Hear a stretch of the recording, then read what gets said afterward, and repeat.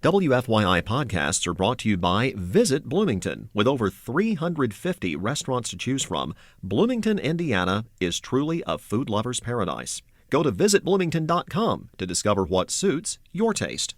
Are you interested in reaching the WFYI audience while supporting the programming you love? Become a sponsor today. Learn more at wfyi.org/sponsor.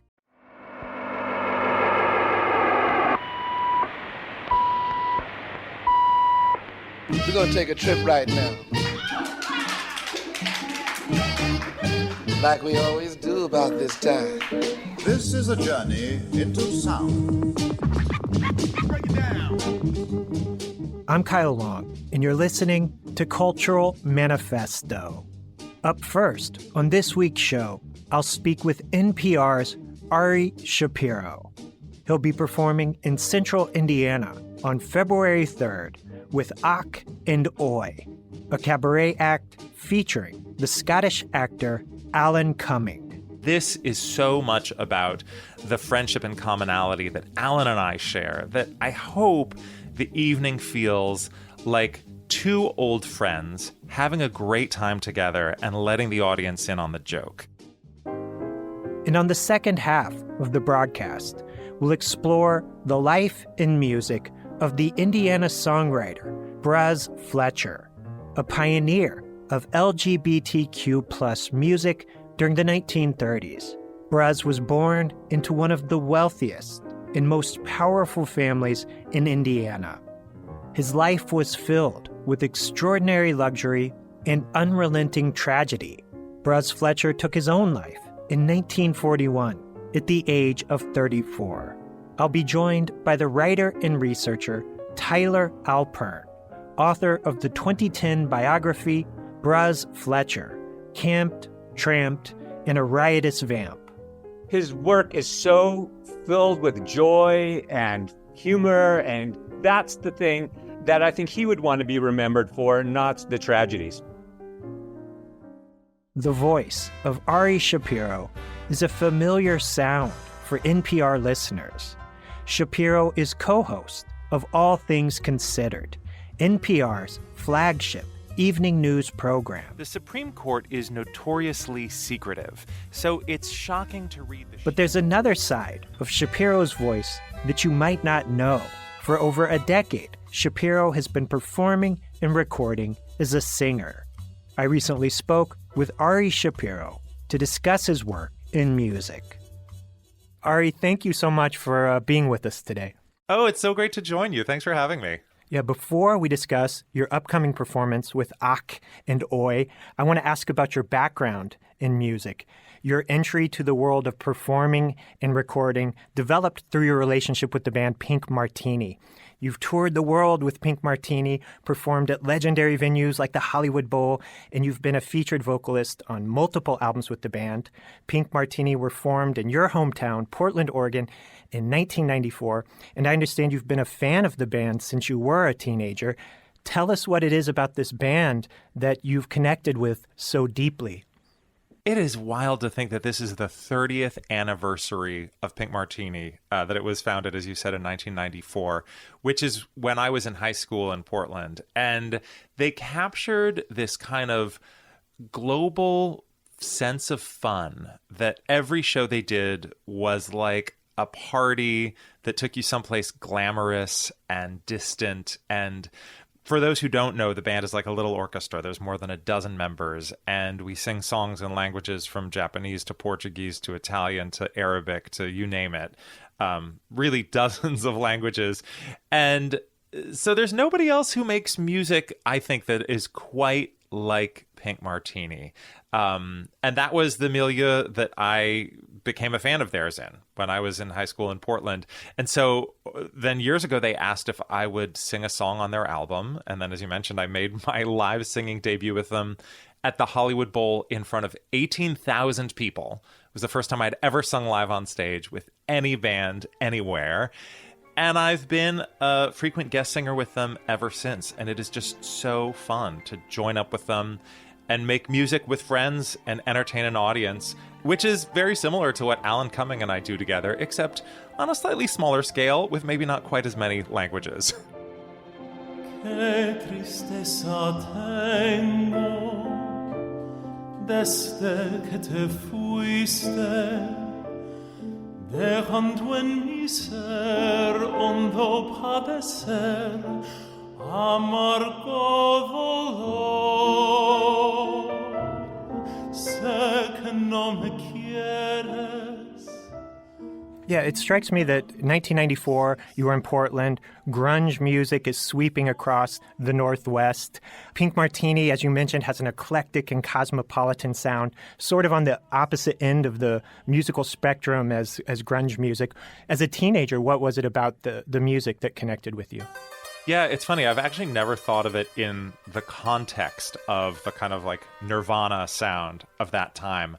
But so much of what Pink Martini does is and has always been defined by the aesthetic of the band leader, Thomas Lauderdale, who always wears a suit and a bow tie, loves vintage things, loves old-fashioned, well-made things, and channels that into his love of music from around the world, often digging up forgotten tunes from the 60s, 50s, 40s, often finding the people who sang those tunes and getting them to guest perform with the band, even though they might now be in their 90s. So I feel very lucky that I got the chance to do it when I was much younger and have kept chugging along with them ever since. But there's always a sense of you don't know what's around the corner.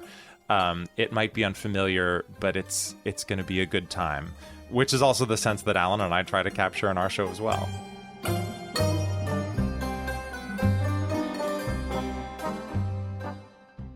As I mentioned, you became a fan of Pink Martini as a teenager. This is a time when people are really forming strong connections to music.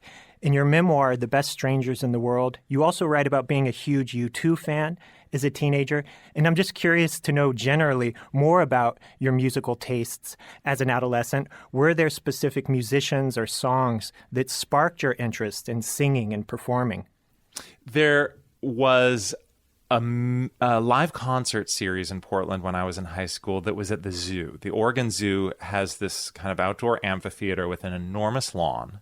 And for the cost of a zoo membership, which I don't remember now what it was, but an annual membership was not that expensive, you could go to those live shows, which were all summer long, every Wednesday and Thursday night. And so my friends and I would go to those zoo concerts with a picnic. And I remember just over the course of the summer hearing such an enormous range of performers, from jazz to folk to classical to Zydeco to you name it. And I think it was some of that experience of just showing up and seeing what was there. At the time, actually, OPB, the local NPR station in Oregon, also had very eclectic music programming. My first experience with public radio actually was answering phones at an OPB pledge drive. And so hearing that kind of eclectic music during those formative years of my being a teenager, I think really shaped my taste in music throughout my life, where I like being omnivorous. I like discovering new things. I like getting out of boxes. Finismedi Fitev hawak albel Matin sanish Hanna enilek fi su'al Bardun tafel Waheshni modaran Fi snin sabart L'hubbi rah وعمري راح وياك في الوحدة دي. I did have a question about your work as a journalist. Being a journalist for an organization like NPR requires you to give up some personal freedoms. There are ethics policies in place that prevent journalists from expressing political opinions or promoting political parties and ideologies. I think some of these ethic guidelines also extend beyond politics into the public image of the reporter.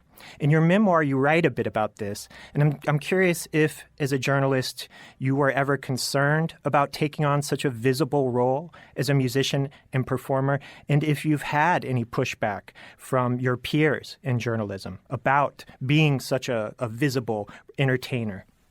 I haven't had any pushback, and I will confess that when I began doing live musical performance, I was a little bit nervous that it would make it harder for people to take me seriously as a journalist.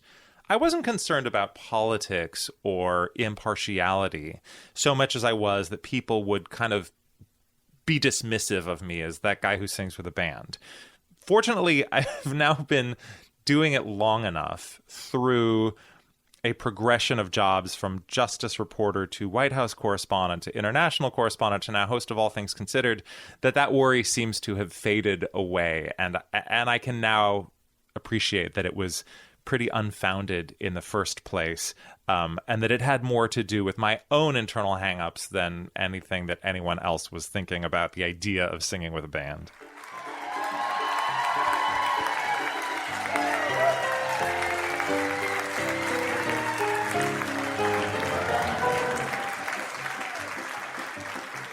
We'll always be bosom buddies, friends, brothers, and pals. We'll always be bosom buddies. If life should reject you, there's me to protect you. If I say that your tongue is vicious. And Ari, you'll be bringing your cabaret act with Alan Cumming, Och Oy, to the Palladium in Central Indiana on February 3rd. The show is titled A Considered Cabaret. At its best, cabaret is a very different form of musical expression compared to a standard concert one might see at a club or theater. Tell us what cabaret means to you and what you and Alan will be sharing with the audience here in Indiana. Well, it's an evening of song and stories and jokes, and the delightful thing about it is that Alan and I have each created solo cabaret shows where we kind of carry the night on our own shoulders with the musical accompaniment of whoever happens to be with us. And this is so much about the friendship and commonality that Alan and I share that I hope the evening feels like two old friends having a great time together and letting the audience in on the joke. We've been doing this for a while now in different parts of the country. We actually did it in Indianapolis a couple of years ago and have had such a fun time getting to know each other, the people in the audience, the towns we're in, and just letting people take a break from the worries of the world for a minute. We just have a ball every time we do it, and I hope the audience does too. And please say hello to Ari Shapiro. You all look nothing like what I imagined either. We are so excited to be here in Indianapolis. We love Indianapolis. With the third member of our troupe, the vegan cheese to our meat musical sandwich, Henry Kaspersky. You're the top. You are joie de vivre. You're the top. Well, sometimes. You're a Broadway diva. You're a graceful swan. Your name is on a bar. Club Coming. You are wild and frisky, a Scottish whiskey, a movie star. That's right. You're the top. Yeah, you were at the Cabaret Theater, which is just a few blocks from our studios here at WFYI. And we had such a good time there. The audience was fantastic. Tell us about the repertoire of music you and Alan perform. I know you have one song from our Indiana hero Cole Porter in your songbook. We do. The thing I love about cabaret is that it can span all genres. So you can have pop songs and musical theater and classic American songbook standards, and you don't have to worry about whether they fit together or not. Everything can go under that umbrella. So it's a really eclectic mix. There will be some songs that you recognize. There will be some songs that you won't. Each of us kind of has solo moments, but for the most part, they're all duets between the two of us. And for the specifics, you're just going to have to show up and see what you get. And that's good, isn't it grand? Isn't it great? Isn't it swell? Isn't it fun?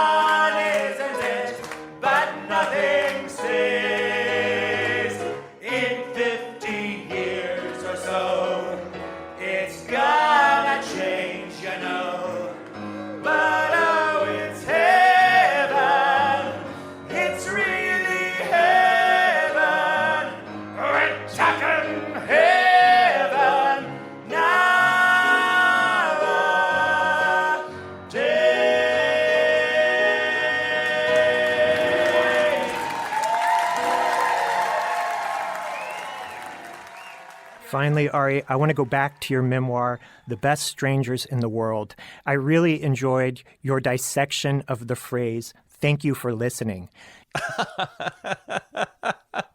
It's like aloha or shalom. It can mean so many different things. Yeah, you use the term as both an expression of heartfelt gratitude and a polite way of deflecting hateful criticism, I guess. Yeah, it's a phrase that can be said on public radio to stand in for a phrase that cannot be said on public radio. It's my response to hate mail, for example. Thank you for listening. But there is something, even when I say it in response to hate mail, there is something to the phrase that I sincerely mean. Because when someone is writing in to tell me how much they hated and objected to whatever they might have heard on the air, at least they are listening. At least they are paying attention. At least they are giving me the time. That's something I respect them for. And that's something that I genuinely do feel appreciative of, even if the only reason I know they were listening is that they're calling to berate or excoriate me.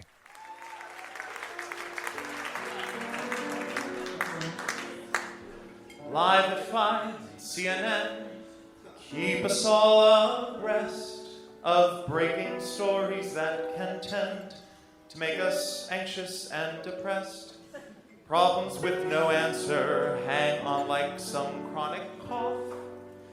And every day some brand new issue rears its head to you all. Bad guys win. Optimism's wearing thin. That was All Things Considered host Ari Shapiro discussing his cabaret act Och Oy, a collaboration with the Scottish actor Alan Cumming. Och Oy will be performing at the Palladium in Central Indiana on February 3rd. Cultural Manifesto will return after this short break. Are you interested in reaching the WFYI audience while supporting the programming you love? Become a sponsor today. Learn more at wfyi.org/sponsor. I'm Kyle Long, and you're listening to Cultural Manifesto. For the remainder of this week's show, we'll explore the life and music of the Indiana songwriter Bruz Fletcher, a pioneer of LGBTQ+ music during the 1930s. Bruz Fletcher's life was filled with extraordinary luxury and unrelenting tragedy. He was born into one of the wealthiest and most powerful families in Indiana. While his music was full of humor and joy, misfortune seemed to follow Bruz Fletcher. He took his own life in 1941 at the age of 34. In just a moment, author Tyler Alpern will join me to discuss his 2010 biography, Bruz Fletcher, Camped, Tramped, and a Riotous Vamp. But first, let's listen to one of Bruz Fletcher's best-known songs, Drunk with Love. I'd never have thought this could happen to me, but it has, and I'm here for the whole world to see. I'm drunk with love, my body aches. Just one shot, that's all it takes to make me cry and tell you why. That was Bruz Fletcher performing Drunk with Love. And I'm joined now by Tyler Alpern, author of the 2010 book, Bruz Fletcher, Camped, Tramped, and a Riotous Vamp. Like Bruz Fletcher, Alpern grew up in Indianapolis. He currently lives in Boulder, Colorado. We spoke via Zoom. Let's join our conversation. Tyler, thank you so much for taking time to do this today. I've been looking forward to talking to you and learning more about the life of Bruz Fletcher and your interest in his work. So thank you. It's my pleasure to be here, and I'm really impressed that you knew how to pronounce his name. Bruz Fletcher had a dramatic life, to say the least. At times, his life was filled with extreme wealth and luxury and opulence. At times, his life was filled with unimaginable tragedy and pain. He was born in 1906 to one of the wealthiest and most historic Indiana families. Everyone who grows up in Indianapolis knows Fletcher Place neighborhood, or there's even a coffee shop named after his great-great-uncle. Great. He spent part of his childhood in Laurel Hall, an extravagant mansion and estate his father built around 1916. But during the 1920s, Bruz Fletcher's family and world just completely shattered in tragedy. First of all, what can you share with us about Bruz Fletcher's early life in Indiana, some of the good things and some of the positive experiences he had as a kid? You are correct. He was born into this very wealthy family who had the Fletcher Bank, but they also were, the first investors in the Speedway, and also raised racehorses. One of Bruz Fletcher's father's horses, Peter the Great, is one of only two direct lines of trotting horses that we have today. So they had parties at Laurel Hall that were so big they used washing machines, it said, to mix the cocktails for the parties. And I think that they were a fun, lively bunch, not, bankers we think of as being as stereotypically conservative as far as, you don't want a wild party person playing around with your money, right? So that they have a reputation that they have to maintain. But I think that the Fletchers broke the mold on that. Yeah, there's apparently all sorts of urban legends around Indianapolis about things that went on in their house, including bringing a racehorse into the house and riding it around. I've read that online. So he grew up with all the, in his early years, all the status, privilege, and wealth that you could imagine a family of that stature had here in Indiana.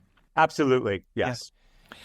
And Tyler, as I alluded to, there was also incredible tragedy in the Fletcher family. The family lost its fortune during the 1920s, and there was a horrific double suicide that occurred in the family. What can you share with us about sort of the extreme tragedy that Bruz Fletcher lived through during this time?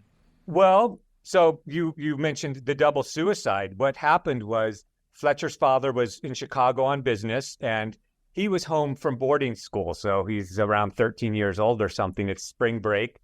And his mother, who is in a lot of pain because she has cancer, finally decides to end her life. And she decides to end her life by drinking poison.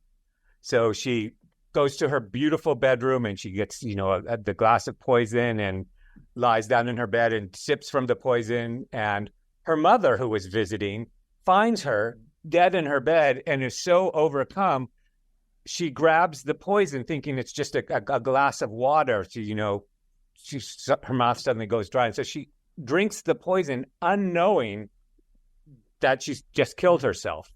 And there's a butler in the house, and Bruz, they're the only two men at home at the time. And the butler finds the bodies. And I think that Bruz never really liked butlers anymore. He doesn't paint them very favorably in his songs or in his novels. He's always suspicious of butlers. I think it comes back to that. But then shortly after that, he himself tries to commit suicide. When I was doing the research and there was so little, there was nothing out there. So I, from the back of one of his record covers, it mentioned the boarding school he went to in Pennsylvania. So I wrote to them and I was very curious. I said, this was in 1919, but one of your students, I'm curious about, do you still have records? And they said, well, we do, but they're off-site. We'll have to get back to you on that. And so she writes me back and says, oh, yes, I did find something. We expelled him because he shot himself. And every time I tried to research something about him, it only raised more questions. It never answered a question. I want to sing because it's spring in Manhattan. I'm glad to be alive. There's a little tree just across the street from me. I want to shout, the leaves are out. and soon a bluebird will arrive. The winter's gone, the spring is on in Manhattan. High above my head, the sky is blue. Eventually, he leaves Indiana. Do we know what year he left Indiana and what were the circumstances? I can imagine he'd want to have some separation between himself and these tragic events he experienced here. Do we know what the circumstances were? He left in 1924 with his father and sister. His sister was even more eccentric than anybody else in the family. And they moved to California when Fletcher Sr. declared bankruptcy and lost Laurel Hall. Eventually, he becomes a star in the Los Angeles nightclub scene. Did he immediately start performing? What was his pathway to becoming the songwriter and performer we remember him for being today? He started in vaudeville. And so he was writing songs for some very big stars of the day, silent screen stars. And they would have acts that they would travel around the country. And then as it transitioned a few years later into making sound movies, and these women didn't know what they were going to do, and they were sort of proving their chops, that they did have voices. He wrote not only songs, but entire acts for them, and he would perform on stage. He would be the pianist while they performed the songs that he wrote, and they would be wearing the gowns that his lover, Casey Roberts, designed for them. So he brought his boyfriend along, and they were in business together, taking silent screen stars and giving them a second career. And so that's how he got on stage, and first creating songs and music for other people, and then for himself. She's a nympho, dipso, egomaniac, a bundle of good, clean fun, unsquelchable, insatiable, pushover Amy. And her one real brainy acquisition is a second-rate physician who can keep her in condition, a gentleman more fully explained on the other opposite or reverse side of this high-class, middle-price, low-tone, magnificently prepared, musically impregnated bit of old, flat, black wax. She's a complex, reflex, multi-sexation. When you're done, she's only begun. She's not she's just unmoral. And Tyler, you mentioned his partner, Casey Roberts, and you've written about their relationship and referred to them as one of the few openly gay couples living a very public life at that time. Tell me about that aspect of Bruz Fletcher's life. Did that create any trouble for him during that time period, being so out and open? Yes. Of course, everything was done in a coded way. They were out and open. Everybody knew, but it was also, when you read about them in the newspaper, like attending a party, it, doesn't say Bruz and Casey went to this party. Their names are both listed as the guests. They lived together in Hollywood, but they had, I think, separate bedrooms for show. But there are articles about how their house was a salon for artists, and all sorts of writers and dancers and musicians and actors would come for their evening soirees. And then they left California after Bruz's sister died under bizarre and tragic circumstances, and moved to Newport, Rhode Island, where they did the same thing. And they held salons, and they wrote articles in the paper about each other's work and welcomed people into their home. It was known that they were living together. It was put in the paper. It wasn't explained that they were lovers and sleeping together.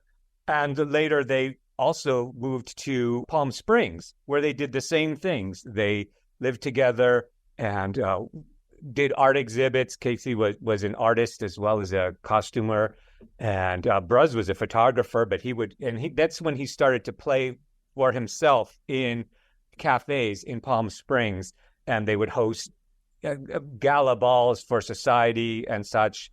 And then they came back in 1934 to California. But in all of those places, they shared a residence, and it's all in the press about what they were doing in their residence and the collaborations that they were doing. There's nothing so gay as a stinking cafe, a club where the night mites rally. There's nothing so vicious or costly pernicious as the life we all lead in the alley. For birthdays and weddings and airing our beddings, the home is no longer a boon. A private pleasure or vex we now make public as sex. The salon of today's the saloon. During the time that Bruz was active as a songwriter, there was an artistic movement, I don't know how else to refer to it, known as the pansy craze. Was Bruz a part of this movement, and how can you kind of explain this term, the pansy craze? Yes, he is lumped into the pansy craze. The pansy craze was a time when it was a sort of pre-code Hollywood, so that you could get away with on screen before there was these ratings and dialing in things. So gay performers who are a little more prominent. There could be drag queens in movies. Soon afterwards, you couldn't even go on stage in drag, and you certainly couldn't be in public in drag in the 1930s, late 30s. But there was a brief moment before the code when gay performers could be a little more out. And then Bruz, even when the pansy craze ended, he was able to still perform and be fairly out because his nightclub was in a very small part of LA on Sunset Boulevard, known as the Sunset Strip, which is outside of LA County, and so wasn't under the jurisdiction of the LA County Sheriff, and they were allowed to perform work, and gay men could come together. It's illegal for more than 3 gay men to be in the same room at this time in LA, but on the Sunset Strip, you could be more out and open. And his songs and the way that he performed at a very fast clip, most people didn't even understand what he was saying, and it was just sort of amusing, ha-ha. And before you could really get the joke or the double entendre of what he meant, we were, 3 jokes down. Mm-hmm. So that was a way, too, that he was able to attract a crowd that was not just gay, but was gay-friendly, and so it was not just a gay bar. It was very mixed, but a place that was comfortable for one to be themselves if they were gay. She listened to his tempting and gave to him her heart. Till one morning early she saw Hilly Brown depart. The older folk was angry. They decided on recourse. They hired a slick attorney, and they said with all their force, "Oh, we'll bill Hilly, yes, we'll bill Hilly for the damage what he done to little Nell, our Nell. She's an ill filly, yes, an ill filly, for he done his damage and he done it well." He eventually had a chance to record his original songs. I think he recorded around 20 songs during the 1930s. And this is not your typical pop music from that era. These are very sophisticated songs. Lyrically, the lyrics are very daring. What can you tell us about Bruz's work as a recording artist, and how did he get these unique and risque songs recorded during this time? Well, he recorded for the Liberty Music Shop, which recorded a lot of New York cabaret artists. And so that's how he got this recording contract. And at that time, a lot of record shops sold work under the counter, which means that, these were things that were a little more risque. And if you knew about them, you could ask for them. So by word of mouth. And Bruz Fletcher was not the only person who had recordings in this vein or in this style. His had more double entendres and were a little more risque, but it was very similar to the work of a man, Dwight Fisk, or of a wonderful lesbian performer, Madame Spivey, who also had her own nightclub in New York, and that's a whole other legendary story. Is it worth it? For that momentary something to yowl around till neighbors call a cop? Is it worth it? For that momentary something to have 900 kittens call you pop? You've been an awful wildcat. You should welcome a vacation. Just to sit around and brood and think about your operation. I'll give you one more night out to complete your education. Then the sheltered life is good enough for you. I took him to the vet and had his profile bobbed. And when he sat down, he said, "Hell, I've been robbed." Tyler, you mentioned he was writing acts and music for silent film stars. How were his original songs received? Did he have an audience for this music that he was recording? I have no idea about his sales other than the fact that Liberty Music Shop continued to record him over a period of many years. So if the first records didn't go anywhere, they wouldn't have kept recording him. And he also did record for his own label somewhere in the middle of the 30s as well. So I imagine since he had releases on Liberty over a 5 or 6 year period, that they sold pretty well. These songs sound so fresh and relevant today. The things that he's writing about are still concerns we have today. Are there a few songs of his that really stand out to you that you'd want to kind of elaborate on or share with our listeners? Absolutely. Well, his most famous song is Drunk with Love, and that lived on quite a while after his death. It became actually an anthem that you would hear in lesbian bars in the 40s and 50s. If you read accounts of the day, they all mentioned somebody was singing Drunk with Love, whether it was a drag king or whether it was Frances Faye, but you knew you were in a lesbian bar because Drunk with Love was being sung, and it's a terrific song. He wrote Peter Lily Daisy, which he recorded twice, and then the second time he recorded it, he called it It. And that is about a non-binary character, of which, how many things from the 1930s are about non-binary characters? So that's one of my favorites, and it's very clever, and it ends happily.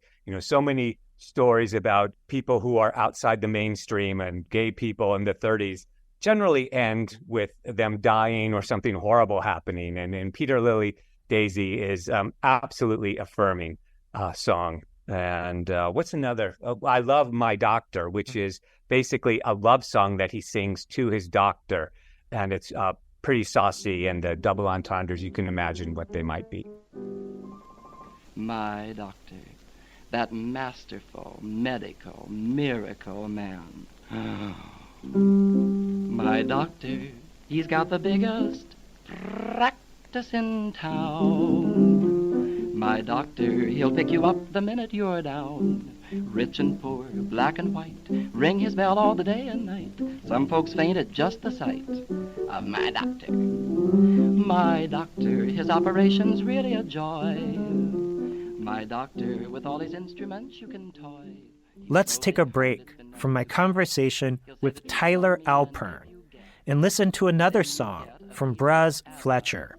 From 1937, this is It, also known as Peter Lily Daisy.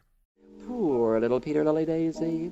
What a hell of a problem it had. It requires an awful bender to decide a loss of gender. I'll be back inside a year, it told its dad. So it packed a bag with poire frocks and some tailored things from Brooks, lace and frills and sewing, fishing poles and hooks, and off it went on a quick world cruise, the only thing to do, searching for the answer of the best sex to a woo. That was the Indiana songwriter Bruz Fletcher with It, also known as Peter Lily Daisy. My guest this week is Tyler Alpern, author of the biography Bruz Fletcher, Camped, Tramped, and a Riotous Vamp. Let's return to our conversation. We talked about Bruz Fletcher's early life being full of tragedy, and his life came to a tragic end in 1941. What can you share with us about Bruz Fletcher's final years and his tragic end? He had a number of tragedies that happened in his last years. He was involved in a car crash that when he was driving drunk and he hit some people. Nobody died, but he was sued, and there was legal trouble with that. Very sadly, he and Casey lost their home and all of their pet monkeys in a fire. He was out buying cigarettes, and the whole house burned down to ashes. Casey Roberts, his partner, went through the ashes and found soup cans that had, that's about the only thing that survived. And he cut up those soup cans and made a sculpture out of them that is if you ever see Ingrid Bergman's first American film, that sculpture of the soup cans is in the background of the dining room in the beautiful home. But it was a tragedy for them to lose everything and have to start again. He eventually loses his job at the Club Bali and sort of wanders around New York for a while. He comes back to Los Angeles in the fall before he commits suicide. some of his colorful friends were very concerned about him, and there are some telegrams that still exist that talk about, what's going on with him. But he does find his way back to California, and it's said in the press, despondent over having lost his job, but it's far more complicated than that. He commits suicide by asphyxiating himself in the garage of Jack Snowden, who was the person who built that great house on Franklin, that Mayan house that they say the Black Dahlia was killed at. That's not the house where Bruz committed suicide, but the owner had since moved into another house, and that's where Bruz committed suicide. His death made national news, correct? I know it was written about here in Indianapolis. What sort of impact did his death have culturally? I don't know if there was any cultural impact other than, another sad story about a gay man dying young and not being accepted. I think that for years in, certainly the Hollywood's presentation of who gay people were, that was a true gay Hollywood story. And then the gay Hollywood stories that we see until the 1990s, the 2000s, where the gay characters don't die. It's just part of that coloring. Just the simple things are all I want. The things they say are free, not ornate or great, for I've a way to make them pay for me. I want a shack across the track with a front door and a back, so that I can get away if necessary. I want a spacious second floor, in every room a gracious. You've played a huge role in keeping the music and story of Bruz Fletcher alive. You wrote a book, Bruz Fletcher, Tramped, and a Riotous Vamp. I believe you were involved in compiling the anthology CD, Drunk with Love. Is that right? That's correct. Yes. Those were taken from all of my recordings. It took a long time to collect his records. Some of them I've only found once in 20-some years. Yeah, I can imagine. And you also maintain a website, tyleralpern.com, where you share information and photos about Bruz Fletcher. When did you find out about his story, and what spoke to you so deeply about his life and art that you've invested so much of your own life into maintaining his story and educating people about his work? If I had known how much work it was going to take to uncover his story, I would have never done it to begin with. I'm the biographer of another gay singer, Frances Faye, and she, as I mentioned earlier, Drunk with Love was one of her signature songs. And everybody was always curious, what is Drunk with Love? Where did it come from? If you look at the different record labels of the different years it was reissued or issued, she recorded it a couple of times. It either said songwriter unknown, songwriter is Queenie Smith, songwriter is Joyce Bryant, songwriter is Bruz Fletcher, which is a really weird name. The singer Peter Allen was desperate to find the sheet music for this song and the story behind it. So finally, I just decided, okay, I'm going to try to figure out where this song came from. What is a Bruz Fletcher? And every time I did some research to answer a question, it only led to more questions. Like when I wrote to his school to find out, do you know anything about this person? Oh, yeah, he killed himself. Or I found out about his mother, or just anything. It only yields more questions, never any answers. And it just became fascinating. And I worked with a librarian in Indianapolis, Georgia Cravey, and we just, every puzzle piece we uncovered just revealed more of the picture. And it was just it was giddy excitement, diving in deep to find out whatever we could. Did the fact that you were from Indianapolis and he grew up here, did that have any special meaning for you at all? Of course it did. It absolutely did.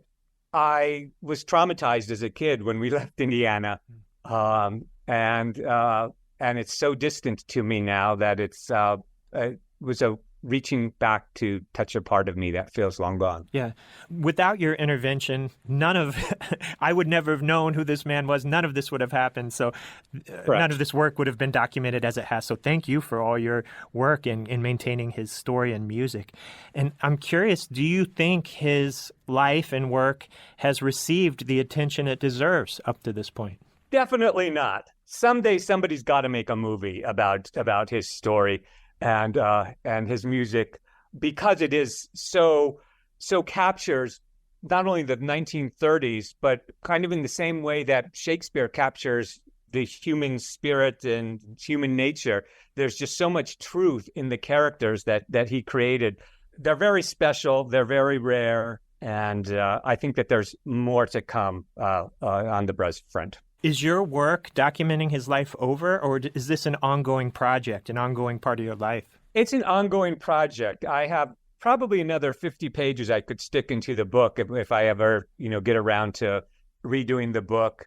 And I'm always on the prowl, looking for new things. And it comes in waves. I'll suddenly get contact from a distant relative, and they'll have some photographs, or I will uncover something that has then been digitally released that never was there before. Some rare article or something, or letters will turn up. I've uncovered some of his personal letters, or an archive will show up now digitized where somebody who he created work for, or somebody who wrote letters about him will come up. So there's always new stuff that trickles in. Mm-hmm. So there may be another edition of the book and more updates coming to your website.